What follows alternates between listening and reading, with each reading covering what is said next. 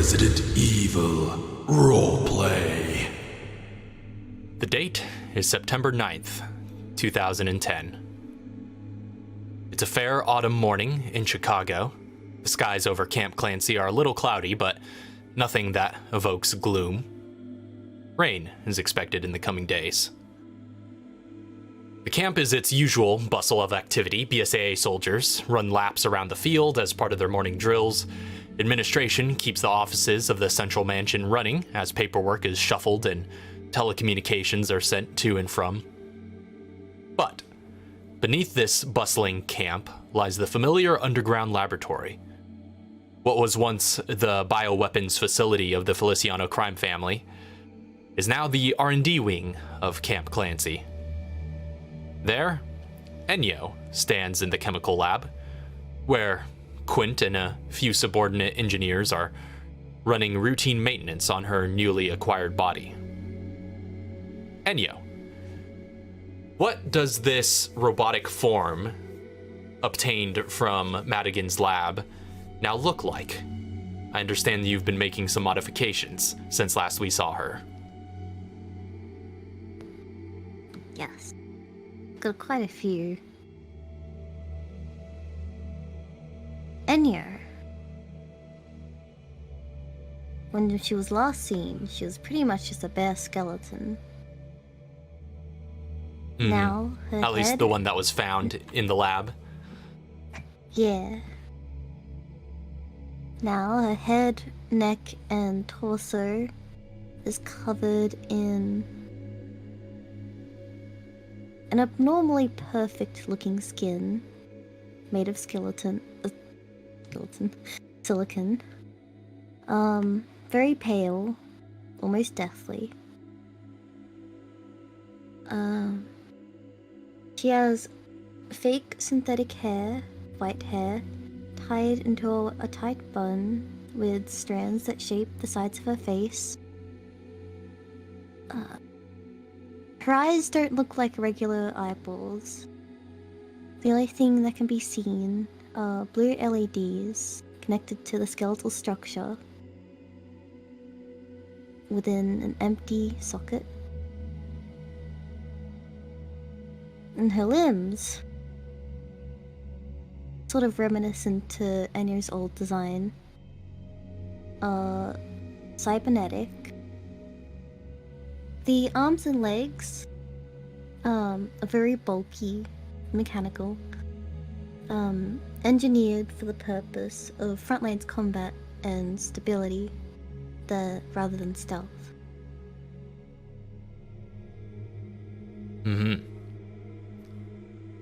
So, as this inspection transpires, you see across the room the doors open. And in from the hall walks Nuria. You've been spending a lot of time with her since getting your new body about a week prior. She's been an empathetic figure, helping you to adjust. Probably the only such figure working in these laboratories, where most see you as a curiosity or a project. But Nuria approaches. The floor is yours. Hey, Enyo, I've been looking for you. How's your new body been?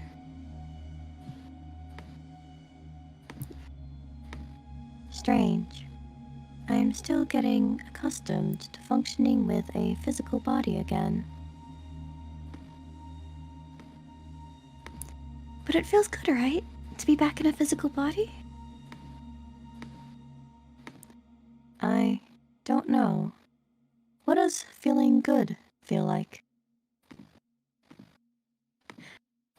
Sort of like satisfaction?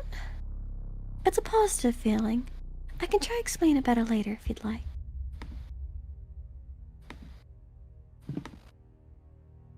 I would appreciate that. Now that I have an organic brain, there are many new things I have to learn.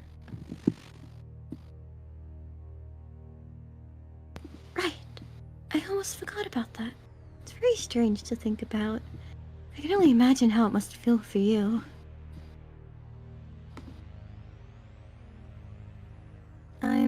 I'm unsure how I feel. I'm sure how I'm supposed to feel. It's a lot to process.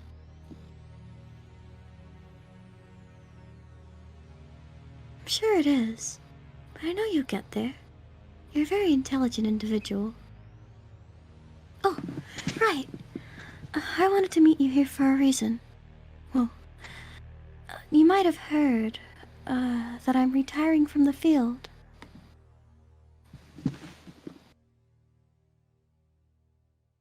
I did not.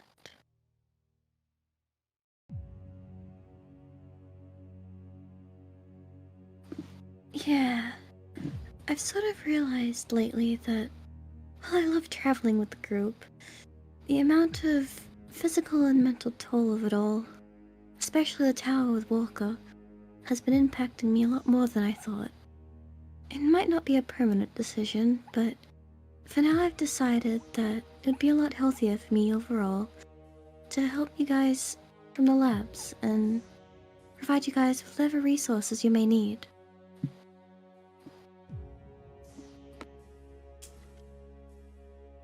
I see. You are a valuable asset to the team. It is unfortunate you will be departing.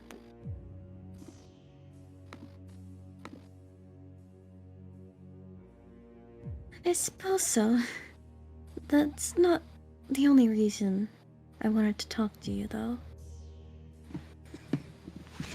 And she kind of opens up her shoulder bag that she carries around and rummages it through a bit and pulls out Walker's gloves, which Nuria, Enyo glances at for a moment before returning her gaze back to Nuria. And with all the maintenance that's going on you, that's like moving your head is essentially about all you can do, as there's a few other figures that are kind of working on different other parts of your bodies. And you hear, like, as this is all going on, there's like some like various tool sounds and clanging of drills and wrenches and whatnot. But there they are, those cold steel metallic gauntlets that were once worn by Elliot Walker. I took these gloves to aid with the party, but since I won't be part of the fieldwork, I won't really need them anymore. I'd hate for such a valuable item to go to waste, so I'd like to give them to you.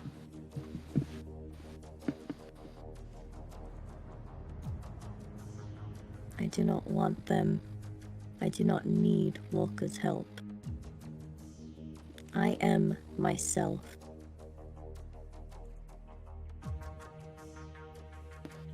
As Enyo speaks, there's almost a hint of... I don't know how to describe it. Distaste in her voice, which is very odd for someone like Enyo.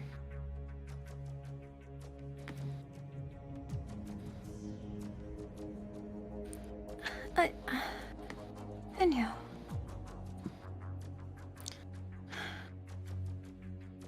I understand how you feel, but these aren't Elliot's anymore. These are a gift from me. And these gloves won't make you a tool. They are your tool. I want you to use these as a tool for protection, rather than a tool for destruction, like Elliot used them. I want you to protect the ones you've grown so close to, just like I have. Using these as your tool makes you your own individual. You're Enyo, not Elliot.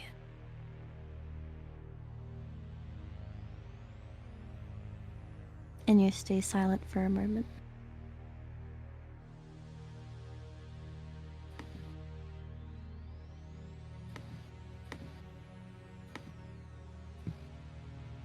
I don't want to rely on Elliot's hardware.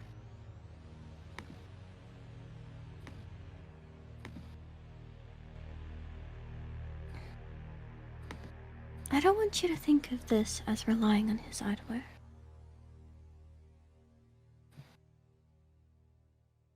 Again, this is yours. This is you. You're relying on your own abilities. All this is doing is making you stronger in your own way. You can say no. I'll accept a no. But I want you to at least consider it. And considering you're in the middle of construction right now, these could probably pretty easily be placed on your body. Sounds like a pretty nice upgrade.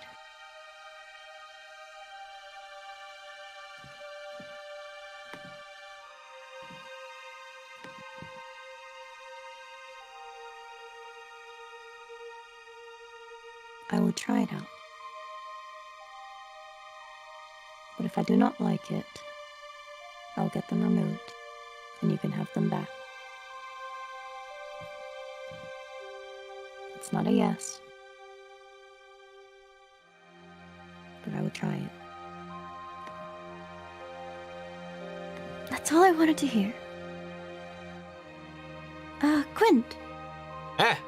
You creating more work for us over there? As always. Ah, brother. Alright, I heard ya. I'll see what we can do. Thank you. And don't mention it. And she places it near them on a table. Lay the gauntlets down. Yeah, she places the gauntlets down. And she looks back at Enyo and gives her a reassuring nod. I can't wait to see you when you're finished. And I can't wait to learn more about, I guess, you and how you function now. It's really interesting, especially as a biologist.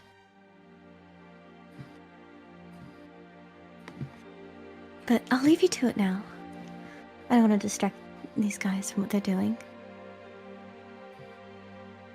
I'll talk to you soon, Enyo. Thank you.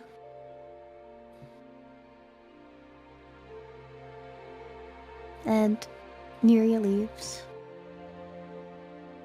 And so, Enyo, you're left alone with the engineers. And the cold steel gauntlets lie there on the table beside you, and you kind of stare at them. They sort of stare back at you. But over the coming time, the engineers of the R&D lab get to work on retrofitting your arms for receiving and connecting with the gauntlets. It takes some work, as they were designed as gloves for a human hand. But after a few days of careful modification, the servos that normally mimic the motion of the hand within it are wired to the motors within your upper arms and connected to the pneumatic pressure valves which mobilize your limbs. And then drilled and bolted into place. By the end of the process, your arms from the elbows down are replaced with the mechanized gauntlets, once wielded by your original creator, Elliot Walker. Now, just out of curiosity, is there anything Enyo would immediately do with them after receiving them? Kind of take them out for a test run, or does she just kind of examine them? There's so many things she could do. That's so adorable. I love this little avatar.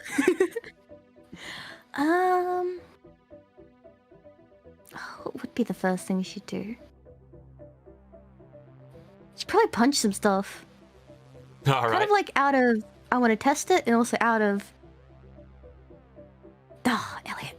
Out of emotional sort of outburst. So there's a number of options you have. Obviously, there are like paper and wooden targets at the range in the main manor of Camp Clancy. But then if you want something a little bit more sturdy, there's an entire forest of trees surrounding the compound. Ooh. trees. All right. So, with the gauntlets equipped and essentially attuned to, your strength score has increased by 2. So that means your modifier goes up by another +1, but you don't use your strength for attacking anyway. So Yeah. I'll say let's just for flavor, just to see how this first run goes. Go ahead and make a full round of attacks, and let's just see what the rolls look like. Yeah. Oh, I get a roller. It's been a while. It's been such a long time. Let's see. I need to remember how to do this. Just for the fun of it, should I like? You can haste if you want. Should I haymaker it? Oh, you can haste. You can haymaker. I can haymaker it. Yeah, well, I mean, haste will increase the number of attacks you could do in a round by 1. So I asked you only to make 1 round of attacks. You do 3. And she has extra attack. Yeah. Well, the extra attack, yeah, would be the 2, and then 3 from the haste. Yeah. You only get 1 attack with your hasted action. I'm gonna haste and I'm gonna haymaker. All right, let's have it. Let's see.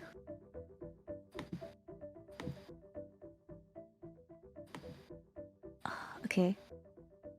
I don't think I've haymakered with. I don't think you anyone have. before. That's -5 to hit, right? But +10 on damage. -5 penalty if the attack hits +10. Okay. So I need to remember what haste does. That just gives you, it doubles your speed, adds some AC, but for the purposes of this, the only relevance is it gives you an extra action that can be used to make 1 attack or a number of other things. Ah, okay. Okay, so it's 1d20 plus 12.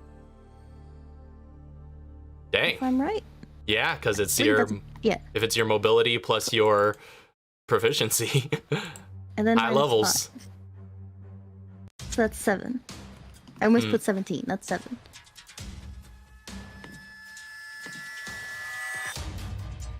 Yeah, I don't think she gets anything else. Unless mixed gives her something. No, that'll be it for your bonuses. Alright, let's go.